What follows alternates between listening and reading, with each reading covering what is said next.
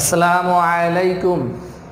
সুপ্রিয় শিক্ষার্থী সবাই কেমন আছেন?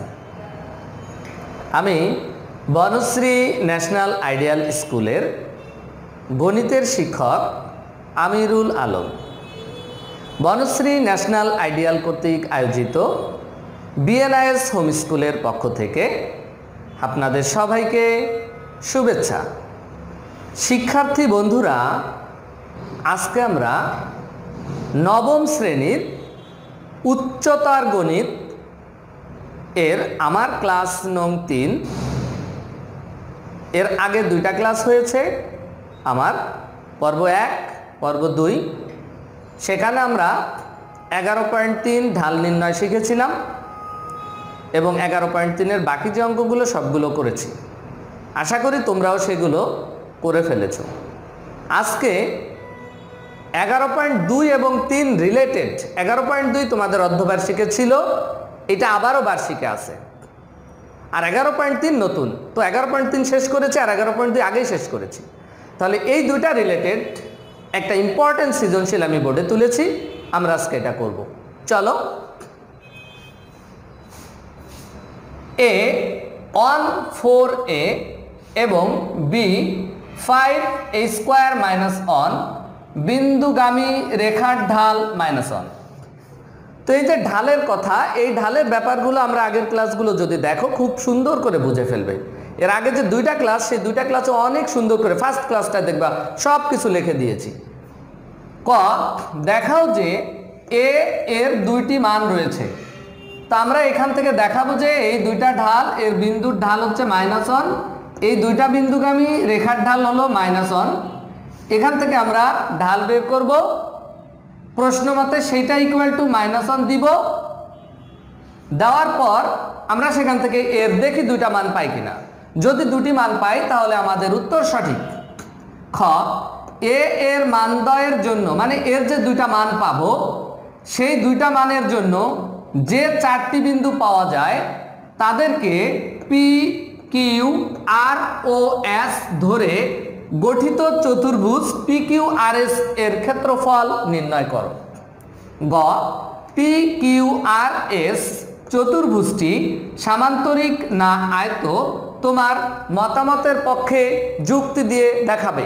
অর্থাৎ এই পি কিউ আর এর চতুর্ভুজটা এটা কি ধরনের চতুর্ভুজ, সামান্তরিক না আয়ত? যদি সামান্তরিক হয় কেন, যদি আয়ত হয় কেন, জাস্ট একটু জিনিস দেখি আমরা বলে দেবো এটা কি। তো চলো আমরা ফার্স্ট ক নাম্বারে চলে যাই। ক দেওয়া আছে বিন্দু দুটি, বা দেওয়া আছে a1, 4a এবং b 5, (² - 1) এই দুটা বিন্দু দেওয়া আছে। তো আমি লিখবো এ ও বি বিন্দুগামী সরল রেখার ঢাল লিখি। সুতরাং a1, 4a ও b 5, (² - 1) বিন্দুগামী রেখার ঢাল। আমরা ঢালকে কি ধরেছিলাম? এম ধরতেও পারো, তোমার ইচ্ছা, এম ধরে নিলাম। ঢালের সূত্রটা কি ছিল? y2 - y1 উপরে, নিচে x2 - x1। y2 কোনটা? y2 হচ্ছে এটা, y2 - y1। তাহলে আমরা লিখলাম a² - 1, এটা y2, -x1 হচ্ছে 4a, নিচে x2 - x1, x2 হচ্ছে 5, -x1 হচ্ছে 1, তাহলে x2 5 -x1 1। তো এখানে থাকলো a² - 4a - 1, আর নিচে 5 থেকে 1 গেলে 4। আমরা এটা পেলাম, এই দুইটা বিন্দুগামী রেখার ঢাল পেয়ে গেলাম। বাট প্রশ্নে দেওয়া আছে ঢাল -1।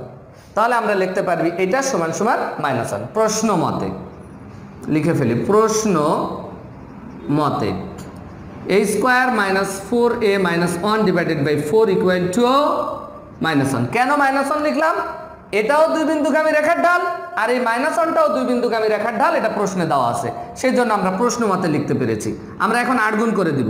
a² - 4a - 1 = 8 গুণ করলে -4, বা a square minus 4a minus 1 এটা এ পাশে আসলে হয়ে যায় প্লাস 4 ইকুয়াল টু 0 বা a square minus 4a plus 3 equal to 0। এখন তোমরা অঙ্ক দেখেই বুঝতে পারছো কি করতে হবে, আমাকে মিডিল টার্ম করতে হবে। তো চলো আমরা মিডিল টার্ম করা শুরু করি। বা 3 কে 4 বানাইতে হবে। 3 কে 4 কিভাবে বানাই? 3 কে 3, 3 গুণ 1 3 হয়, 3 আর 1 যোগ করলে 4 হয়।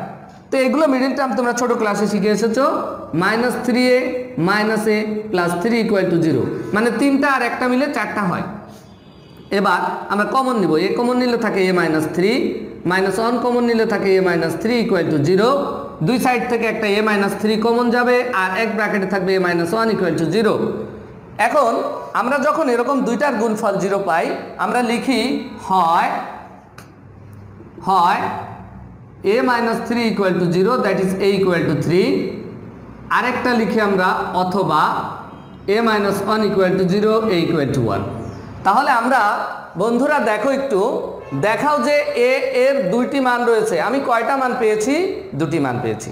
তাহলে আমরা লিখে দিলাম, সুতরাং এর দুইটি মান রয়েছে। নির্ণেয় মান a ইকুয়াল টু 1 আগে লিখলাম, 3 পরে লিখলাম। সুতরাং a এর দুইটি মান রয়েছে, মানে ওরা যেভাবে প্রশ্নে চেয়েছে আমরা সেভাবে অ্যান্সারটা লিখব। প্রশ্নে চেয়েছে এর দুটি মান রয়েছে দেখাও, সুতরাং লিখলাম এর দুটি মান রয়েছে, দেখানো হলো শুড। আর যদি বলে যে এর মান নির্ণয় করো, তখন তুমি লিখে দেবা নির্ণয় মান ইকুয়াল টু এত, দিস ইজ অ্যান্সার। আমাদের ক শেষ। আমরা চলে যাচ্ছি খ নাম্বার। তাহলে তোমরা শুধু মনে রাখবা এর মান কত পেলাম? 1 আর 3, কারণ খতে আমার এই এর মানটা ব্যবহার করতে হবে। এখন আমরা তাহলে এটা মুছে দেই। ক নাম্বার চলে যাচ্ছি আমরা এখন গ নাম্বারে।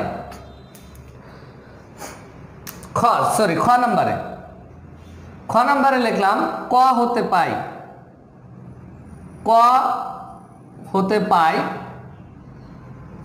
a equal to 1, 3। আমরা এই দুইটা মান পেয়েছি। এখন আমি এই দুইটা মান ব্যবহার করে এই বিন্দুগুলোকে 4টা বিন্দু বানাবো। কিভাবে? তুমি একটা জিনিস খেয়াল করো, এর মান যদি এখানে একবার 1 বসাও একটা বিন্দু পেলাম, এখানে যদি 1 বসাও আর একটা বিন্দু পেলাম, তাহলে দুইটা গেল। এবার এর মান আবার যখন 3 বসাবো, এখানে একবার 3 বসাইলে একটা বিন্দু পাবো, এখানে একবার 3 বসাইলে আরেকটা পাবো, তাহলে মোট 4টা বিন্দু পাবো। এই 4টা বিন্দুকে PQRS ধরতে বলেছে। তা আমরা লিখি a ইকুয়াল টু 1 হলে বিন্দুগুলি হবে a ইকুয়াল টু যদি 1 হয়, খেয়াল করো তখন বিন্দুগুলি হবে 1, 4 ইন্টু 1, দ্যাট ইজ 1, 4, এবং এটা হবে 5, 1 বসাচ্ছি 1 এর স্কোয়ার মাইনাস 1, তার মানে এটা হবে 5, 0। এই আর একটা বিন্দু পেলাম। খেয়াল করো তাহলে কি করলাম, যখন আমরা 1 বসাচ্ছি তাহলে 1, 4 ইন্টু 1 মানে 1, 4, যখন 1 বসাচ্ছি এখানে 5 থাকলো, 1 এর স্কোয়ার মাইনাস 1, 1 স্কোয়ার 1 হয়, 1 মাইনাস 1 0, তাহলে দুইটা বিন্দু পেলাম। এখন আবার লিখব a ইকুয়াল টু 3 হলে বিন্দুগুলি হবে 3 বসাবো। এবার খেয়াল করো 1, 4 ইন্টু 3, তাহলে কত হবে 1, 12, এবং এখানে হবে কত 5, 3 স্কোয়ার মাইনাস 1, দ্যাট ইজ 5, 9 বিয়োগ 1, 8। তাহলে আমরা 4টা বিন্দু পেয়ে গেছি 1, 4, 5, 0, 1, 12, 5, 8, 1, 4, 5, 0, 1, 4, 5, 0, 1, 12, 5, 8। এখন আমরা এই বিন্দুগুলিকে ধরে নিব P, Q, R, S। সুতরাং বিন্দু 4টি, P কে ধরে নিলাম আমরা 1, 4, Q কে ধরে নিলাম আমরা 5, 0, R কে ধরে নিলাম আমরা 1, 12, এবং S কে ধরে নিলাম আমরা 5, 8। এইগুলো আমরা ইচ্ছামতো ধরে নিয়েছি, কারণ বলে নাই কাকে পি, কাকে কিউ, কাকে আর, কাকে এস ধরতে হবে। তো আমরা এর জন্য পি কিউ আর এর যে 4টা বিন্দু পেয়েছি ধরে ফেলেছি। এখন আমি এই বিন্দুগুলি দিয়ে তোমাদেরকে একটু রাব দেখাবো এখানে, তাহলে তোমার সুবিধা হবে যে এইটা কি ধরনের চতুর্ভুজ বোঝার জন্য। দেখো 1 4 আমি আইডিয়া করে নিচ্ছি, এটা ধরো 1, আইডিয়া করে নিচ্ছি 1 2 3 4, তাহলে এটা 1 4 বিন্দু। 5 0 2 3 4, এটা 5 0 ধরে নিলাম। এটা 1 12 1, এদিকে এরকম একটা জায়গায় ধরো 1 12, আর 5 8 5 এরকম একটা জায়গায় ধরে নিলাম 8। তাহলে প্রথমটা ছিল P14, এটাকে দিলাম P14। তারপরেরটা ছিল Q50, এটার নাম ছিল Q50। R112, এটা ছিল R, এই বিন্দুটার নাম 112। আর S58, এটার নাম ছিল S58। আমরা এটা গ্রাফ নেই, বাট গ্রাফ ভেবে ঘরগুলো আইডিয়া করে করে আমরা বিন্দুগুলো সেট করেছি। এখন আমি যোগ করে দিচ্ছি PQ SQ RP RS। আর এখানে যে কর্ণটা আছে এটা আমি ফুটা ফুটা দিয়ে দেখাচ্ছি কর্ণটাকে, যে এটা একটা কর্ণ আমার, এটা আমার কর্ণ। তো তোমরা এই চতুর্ভুজটা তোমরা কিভাবে আঁকবে, এদিকে x, এদিকে x প্রাইম, উপরে y, নিচে y প্রাইম, এখানে 0 সবসময় তোমরা জানো। তোমাদেরকে পরীক্ষার সময় গ্রাফ দেওয়া হবে, সেই গ্রাফে তোমরা এই চিত্রটা এঁকে নিবা, সুবিধা হবে। এখন প্রশ্ন হলো, আমি বিন্দুগুলো যে পেয়ে গেলাম, আমাকে ক্ষেত্রফল বের করতে বলা হয়েছে। এই কারণে আমি চতুর্ভুজটা এঁকেছি, কারণ বিন্দুগুলিকে আমি ঘড়ির কাঁটার বিপরীত দিকে ঘোরাবো। ঘড়ির কাঁটা ঘুরে এইদিকে, ঘড়ির কাঁটা এইদিকে ঘুরে, আমি বিপরীত দিকে যেতে চাই, তার মানে এদিকে যেতে চাই। তাহলে ঘড়ির কাঁটার বিপরীত দিক বললে ঘড়ির কাঁটা ঘুরে এইদিকে, এদিকে আমি যাব এদিকে। তার মানে আমি যদি পি থেকে স্টার্ট করি বিন্দু নেওয়া, পির পরে আমি কিউয়ে যাব, পির পরে কিন্তু এদিক যাব না, পি কিউ এস আর এভাবে যাব। তাহলে পি কিউ এস আর এটার ক্ষেত্রফল আমরা পাবো পি কিউ এস আর। তাহলে আমরা এখন লিখব বিন্দুগুলিকে ঘড়ির কাঁটার বিপরীত দিকে সাজিয়ে পি কিউ এস আর চতুর্ভুজের ক্ষেত্রফল। বিন্দুগুলিকে ঘড়ির কাঁটার বিপরীত দিকে সাজিয়ে পি কিউ এস আর চতুর্ভুজের ক্ষেত্রফল। এই ক্ষেত্রফলে একটা সূত্র আছে, এটা তোমাদেরকে অর্ধবার্ষিকে শিখেছি, হাফ ইন্টু, খেয়াল করো ক্ষেত্রফলটা কিভাবে হবে। হাফ, আমি বলেছি পি, ফার্স্ট আমি পি নিচ্ছি, ধরো পি নিলেও হবে, অন্য কিছু নিলেও হবে। যদি কিউ নাও তাহলে কিউ এস আর পি এভাবে যাবে, যদি এস নাও তাহলে এস আর পি কিউ এভাবে যাবে। যেখান থেকে শুরু করবা ঘড়ির কাঁটার বিপরীত দিকে যাবা। তো ফার্স্ট আমি যদি পি নেই 1 4 নিলাম, পি এর পরে কিউ, তাহলে কিউ ছিল কত 5 0, কিউ এর পরে এস, এস ছিল 5 8, তারপরে আর, আর ছিল 1 12। আর প্রথমে যে বিন্দুটা নেব সেটা আবার নিতে হয়, এত বর্গ একক। এই হচ্ছে আমার চতুর্ভুজের ক্ষেত্রফলের সূত্র। এখন আমরা এটাকে ক্যালকুলেশন করব, উত্তর পেয়ে যাব হাফ। এই 1 এর সাথে 0 আমরা ব্র্যাকেট দেই, 1 এর সাথে 0 গুণ করলে 0, 5 8 40, 5 12 60, 4 কে 4 মাইনাস আর এক ব্র্যাকেট এইদিকে 4 5 20 প্লাস 0 সাথে 5 গুণ করলে 0, মানে যে এদিকে প্রথমে করেছি আমরা এদিকে, এদিকে এদিকে এদিকে গুণ করেছি 1 0 0, 5 8 40, 5 12 60, 4 কে 4। এবার এদিকে না, এবার করব হলো শুরু থেকে এদিকে, এদিকে এদিকে, দেখো তাহলে 4 5 20, 5 গুণ 0 0, 8 কে 8, 12 কে 12 বর্গ একক। আর এখানে সূত্রের একটা মাইনাস অলওয়েজ দিবা, হাফ, এখানে থাকলো 40 আর 60 100 104, আর এখানে থাকলো মাইনাস 20 আর 12 আর 8 20 মাইনাস 40। তো 104 থেকে 40 গেলে কত থাকে 4 6 64, হাফ ইন্টু 64 বর্গ একক বর্গ একক 64 2 দিয়ে ভাগ করলে 32 বর্গ একক। This is answer. উত্তর লিখে দিবা অ্যান্সার 32 বর্গ একক। তাহলে আমরা ক্ষেত্রফল পেয়ে গেলাম, চতুর্ভুজের ক্ষেত্রফল পেয়ে গেলাম 32 বর্গ একক। অর্থাৎ আমাদের খ নাম্বার শেষ হয়ে গেল। এবার চলো আমরা গ নাম্বারে চলে যাই। এটা মুছে ফেললাম। আমাদের গতে কি লাগবে? পি কিউ আর এস বিন্দুগুলি লাগবে না? তাহলে আমরা শুধু বিন্দুর লাইনটা রেখে দেই, আমাদের যেহেতু কাজে লাগবে এই বিন্দুর লাইনটা রেখে দেই, কারণ এটা আমরা দেখে দেখে তুলব।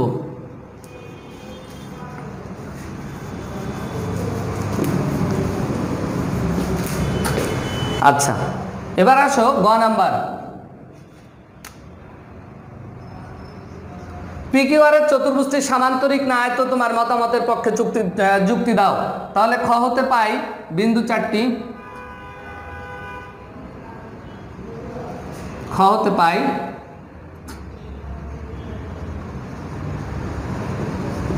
বিন্দু 4টি, পি অন 4, কিউ 50, আর অন 12 এবং এস 58। এবার আমরা এটা মুছে দিলাম। এখন এই চতুর্ভুজটা সামান্তরিক না আয়ত এটা তোমাকে জানতে হলে খেয়াল করো, আমার এইটা আবার গতে কিন্তু এই চিত্রটা লাগবে। গতে যে তুমি আবার চিত্রটা আঁকবা, খতে আঁকবা আবার গতে আঁকবা।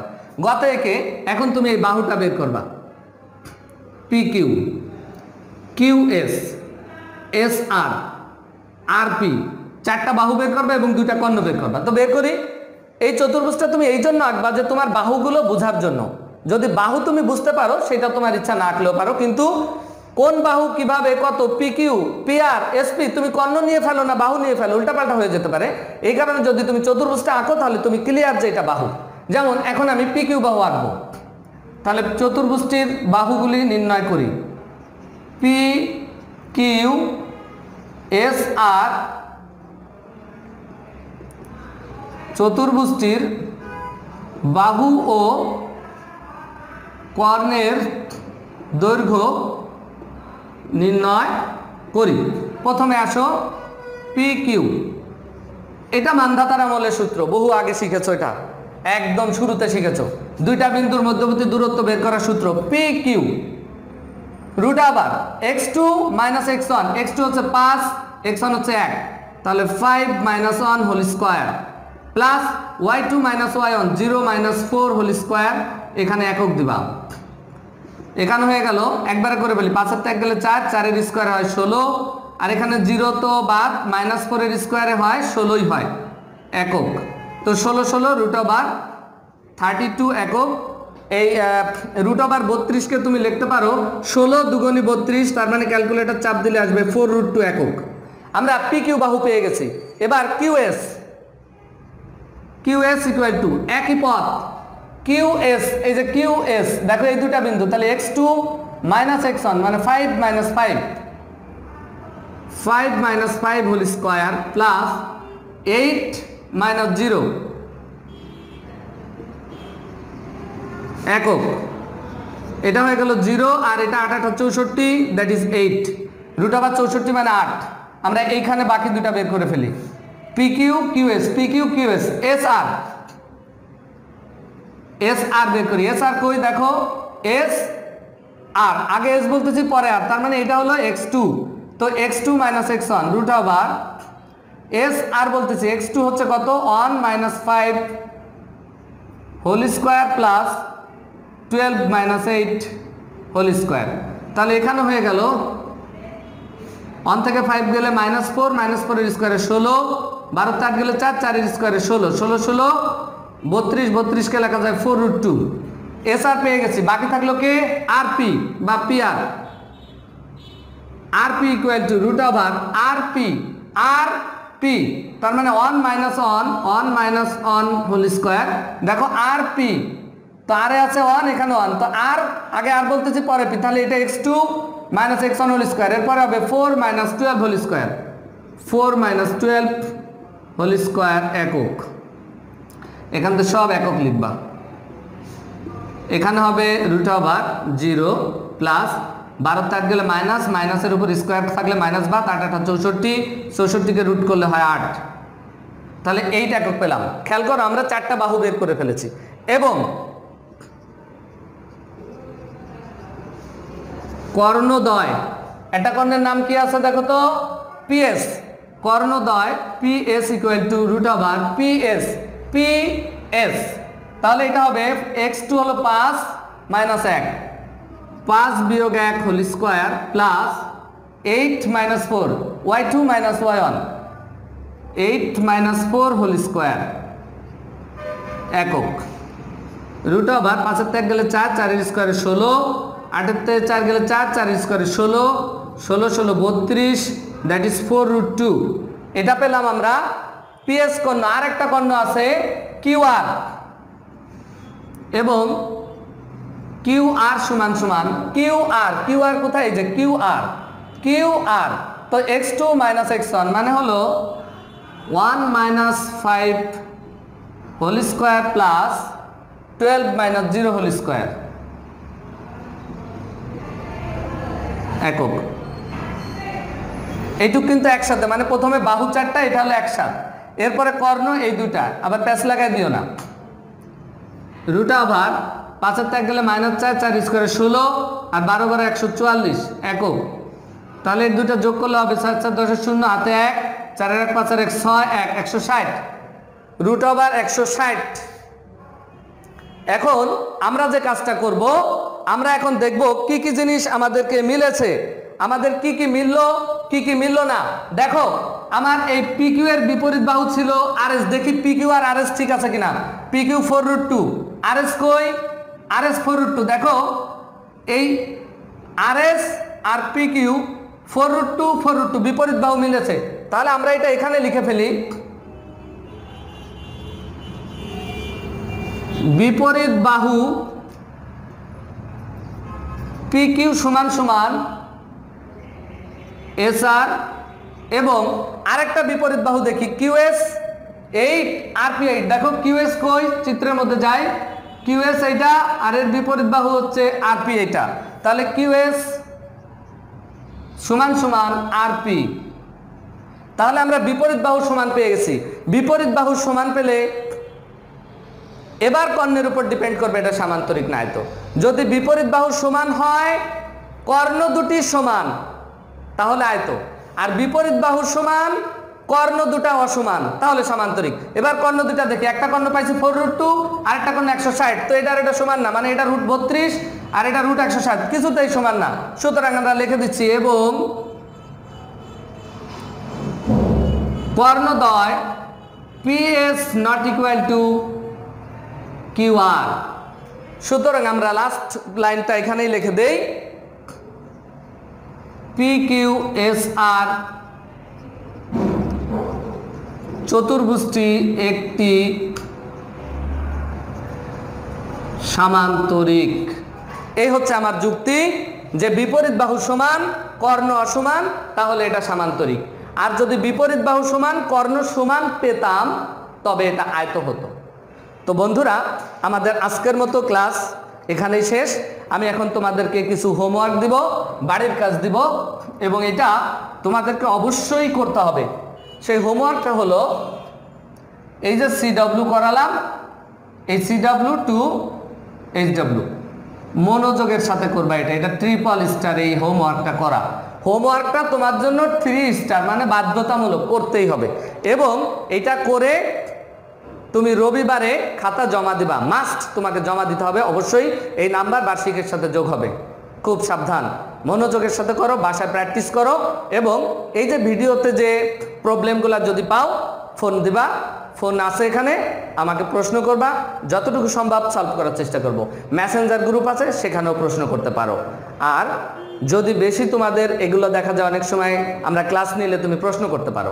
আমার মনে হয় এখন আরও ভালো হয়, তুমি ভিডিওটা একবার দেখছো, মোটামুটি বুঝছো, আরেকবার দেখো, আরেকবার দেখো, তোমাকে তো 10 বার দেখলেও কেউ বলবে না দেখো না, কারণ তুমি তো আমারে বারবার প্রশ্ন করতেছো না, তুমি বারবার প্রশ্নটা যেখানেই দেখতেছো এখানেই দেখতেছো।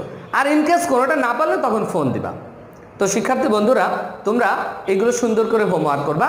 আর বাসায় যেটা করবা, অবশ্যই অবশ্যই বাবা মায়ের কথা মতো চলবা। বাবা মায়ের অবাধ্য হয়েও না কখনো। তুমি যদি বাবা মায়ের বাধ্যগত থাকতে পারো, বাবা মায়ের কথা শুনতে পারো, আমি নিশ্চিত তুমি জীবনে অনেক ভালো কিছু করতে পারবে, তোমার জীবনে সফলতা বয়ে আসবে। তো আজ আর নয় বন্ধুরা, ভালো থাকো, সুস্থ থাকো, সুন্দর থাকো। আবার দেখা হবে নতুন কোনো ক্লাসে। আল্লাহ হাফেজ।